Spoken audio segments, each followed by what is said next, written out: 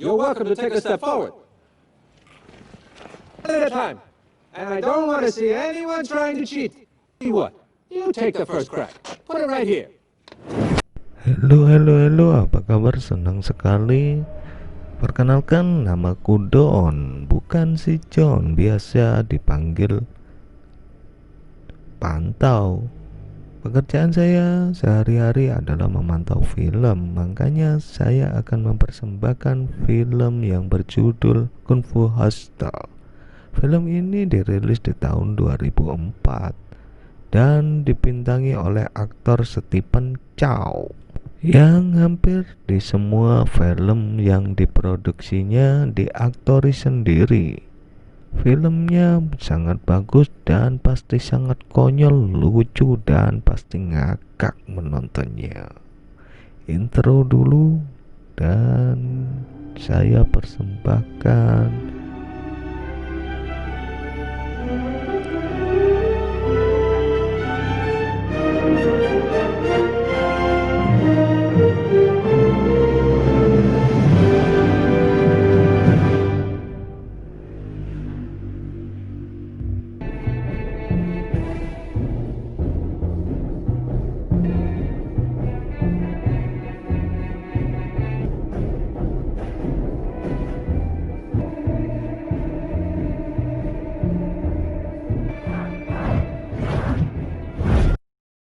cerita dimulai dengan latar belakang sebuah kantor polisi di mana Bapak Inspektor berikut staf di sana semua terdiam ketika menyaksikan si bikos dari geng urat muda yang sedang mengamuk karena istri mudanya ditangkap dan diduga mendapat perlakuan tidak adil oleh kepolisian. Polisi pun babak belur karena menjadi korban kemarahan geng tersebut. Setelah sukses, geng tersebut pulang. Mereka pun dicegat oleh geng yang namanya geng kapak. Geng kapak ini kerap melakukan aksi sadis, termasuk membinasakan siapa saja yang dianggap lawan dan berpotensi menghabisi, tak peduli wanita. Isinya pemerintahannya yang cenderung korup menjadi pemicu terjadinya berbagai konflik sosial di sana.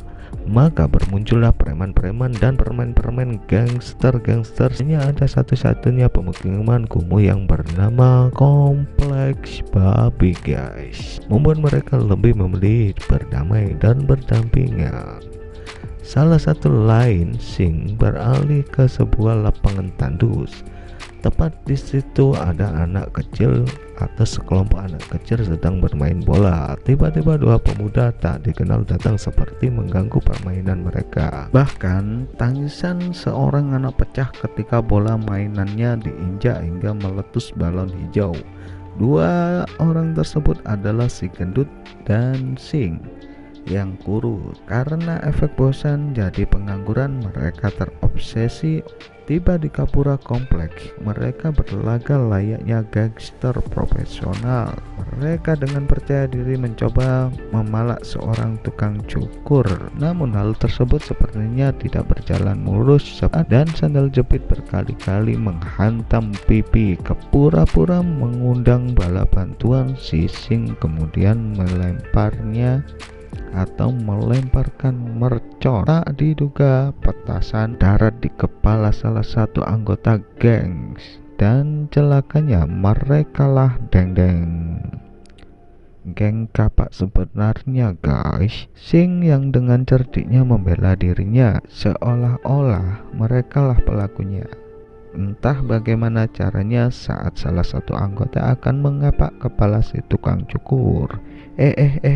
Tiba-tiba dia terlihat sudah berada di tong sampah. Dengan keadaan patah tulang, kejadian tersebut sontak membuat mereka miris ketakutan, langsung patah lantas mengundang bala bantuan dengan khas unik dari geng tersebut. Tiba-tiba ternyata si kapak mengobrak-ngabrik kerusun mereka. Bahkan kakak Sum selaku pemimpin geng sepertinya mengamuk, guys. Hendak membakar hidup-hidup seorang ibu dan anaknya. Saat korek api dilempar, tiba-tiba seorang menangkapnya. Kemudian pria kuli gagah mengakui dengan tegas menjawab, "Akulah pelakunya."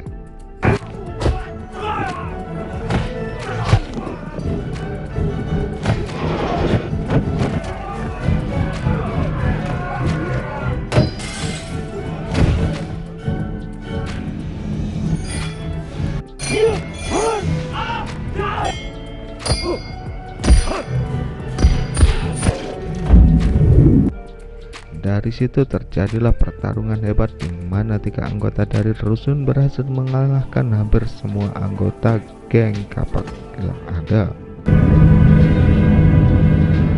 Kak Sum sangat marah. Baru kali ini geng mereka dipermalukan oleh orang-orang kampung dan mereka memastikan penyebab semua ini. Ternyata penyebabnya adalah si gendut dan Sing. Ketika sang Algojo melempar kapak secepat kilat, Sing terlepas dan berhasil selamat. Kakak Sum yang melihat pun sangat wow melihat Sing. Kakak Sum yang melihat pun sangat wow melihat Sing yang mampu membuka borgolnya dengan menggunakan linggis sebuah piniti. Singkat cerita, mereka berdua pun dibebaskan dengan syarat lengkap, harus membunuh 1 orang, baru kelak akan diterima sebagai produk baru di geng kapak. Tingkah laku Sing menjadi terlihat jelas dari jampi-jampi si gendut yang terus digoyangkan, meskipun si gendut sendiri pun cukup meragukan kemampuan Sing dalam hal bela diri. Namun dengan sombong Sing menjawab keraguan itu, di mana dia bercerita saat masih kecil dia pernah belajar ilmu bela diri sendiri dari sebuah buku yang pernah dibelinya dari seorang penjual gelandangan di pinggir jalan. Tulis bahwa ada sebuah jurus hebat, apa Buddha. Sing kecil pun berlatih hingga bisa menggerakkan sebuah ranting pohon, padahal itu disebabkan oleh angin yang tandanya mau hujan, guys. Saat seorang gadis kecil dibully, Sing pun berakal-akalan menjadi pahlawan, namun justru dikeroyok rame-rame. Itulah awal pertama kali Sing ingin menjadi seorang gangster yang berkuasa. Diceritakan esok harinya, ketiga pahlawan ini malah dimarahi oleh ibu kos karena dianggap membuat onar di kos-kosannya, guys. Di sisi lain, warga kos-kosannya demo dan membela 3 pahlawan tersebut. Lantas ibu kos dibilangi lemak babi. Karena itu dia marah pada pendukung yang mendukung pahlawan atau 3 pahlawan itu hingga gelasnya pecah dan gendang telinga berdendang, guys. Di sisi lain, Sing dan si gendut mengintai, guys. Ternyata ibu kos itu cerewet banget ya, mau dilempar dengan pisau ternyata kena Sing. Si gendut goblok, lagi-lagi kena Sing, lagi-lagi kena Sing. Bukannya ibu kos yang terbunuh, malah yang terkena diri sendiri. Wah, apes amat tuh Sing. Ibu kos mengetahui keberadaan si gendut dan Sing. Ternyata dengan paniknya si gendut melempar keranjang yang berisi ular dan bilang kepada Sing, "Siul aja bos, pasti nanti ularnya pergi." Dan ternyata malah dicium dengan si ular, guys, dan memancing kemarahan Bu Kos. Ternyata dikejar seperti berlarinya atau kecepatan Valentino Rossi. Ibu Kos tak mau kalah, dia pun bebek seperti film kartun itu ya, kan ada juga ini. Mau diselip, ternyata ada tikungan dan terus berlari. Wah, jurus mematahkan aspal pecah-pecah. Wow, ada pemandangan. Sing pun kaget sejenak. Ternyata dari kejadian itu kekuatan Sing pun muncul dan merubahnya menjadi sakti mandraguna, guys. Dan mula-mula sembuh dari tusukan-tusukan si goblok gendut tadi ya. Si gendut pun kaget melihatnya. Kenapa ya Sing? Kok tiba-tiba menjadi begitu? Wow. Akhirnya Sing berangkat ke markas geng kapak dengan si gendut. Ternyata disambut dengan meriah dan geng kapak pun mengirimkan kedua pangeran bergitar atau si kembar kecapi yang dibayar untuk membalaskan dendamnya. Ternyata di rusun yang kumuh ini terdapat rahasia atau yang terkubur pendekar yang sangat-sangat hebat guys, seperti petinju besi dan yang yang bermain tongkat keras sakti, dan ini mungkin ada turunan dari Jet Li juga ini. Wow. Datanglah sebuah malam karena diusir oleh ibu kos karena dia dituduh mencari keributan di rusun kosnya. Tak lama kemudian pendekar kecapi lolos dan masuk ke dalam halaman rusun dan menyerangnya dengan kecapi dan kecap-kecapan. Cap cap cap cap cap cap cap cap.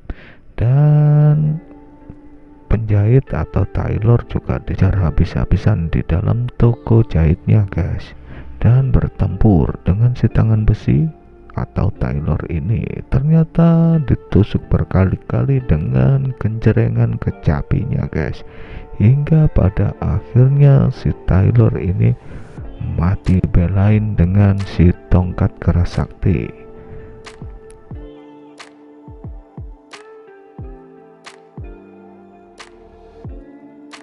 Di dalam mobil pun Bos Sum teramat senang. Ibu kos merasa berisik dan melihatnya.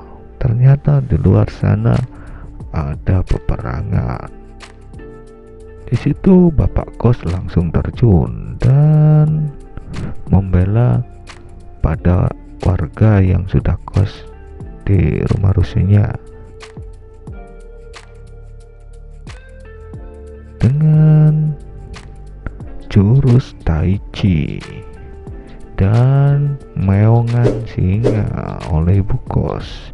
Ternyata pendekar kecapi ini habis guys dan ditelanjangi, kedodoran dan berkucuran darah. Bos Sum pun kesal di dalam mobil dengan asistennya.